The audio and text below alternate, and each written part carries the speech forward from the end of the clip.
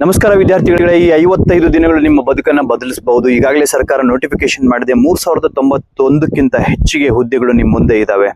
ನೀವು ಸರಿಯಾದಂತಹ master plan ಮಾಡಿ ರಣನೀತಿಯನ್ನು ಅನುಸರಿಸಿದ್ರೆ ಖಂಡಿತವಾಗಿ ಗೆಲ್ಲಬಹುದು. ಹಾಗಾದ್ರೆ 3 ಟಿಪ್ಗಳನ್ನು ನಾನು ನಿಮ್ಗೆ ಹೇಳ್ತೀನಿ.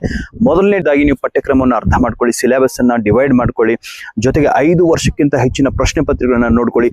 ಆ ಪ್ರಶ್ನೆ ಪತ್ರಿಕೆಗಳನ್ನ ಅನಲೈಸ್ ಮಾಡೋದ್ರಿಂದ ನಿಮಗೆ ಕ್ವಶನ್ ಪೇಪರ್ ಪ್ಯಾಟರ್ನ್ ಅರ್ಥ ಆಗುತ್ತೆ, ಮತ್ತೆ ಯಾವ ಏರಿಯಾದಲ್ಲಿ ಹೆಚ್ಚಿನ ಅಂಕಗಳನ್ನ ಪಡಿಬಹುದು ಅಂತ ಗೊತ್ತಾಗುತ್ತೆ.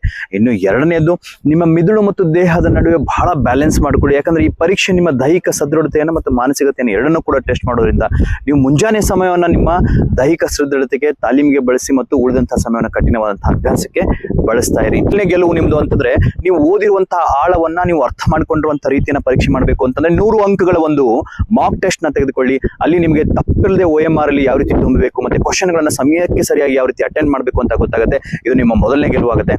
ವಿದ್ಯಾರ್ಥಿಗಳು ಈಗೇನಿದ್ರು ಕೂಡ ನೆಪ ಹೇಳುವಂತ ಕಾಲ ಮುಗಿದಿದೆ. ಇನ್ನು ನೀವು ಕಾರ್ಯಪ್ರವೃತ್ತವಾಗುವಂತ ಸಮಯ. ನೀವು ಈಗೇನಾದ್ರೂ ಈ ಸಮಯವನ್ನ ಮಿಸ್ ಮಾಡ್ಕೊಂಡ್ರಿ ಅಂತಂದ್ರೆ ತುಂಬಾ ಕಷ್ಟ ಆಗುತ್ತೆ.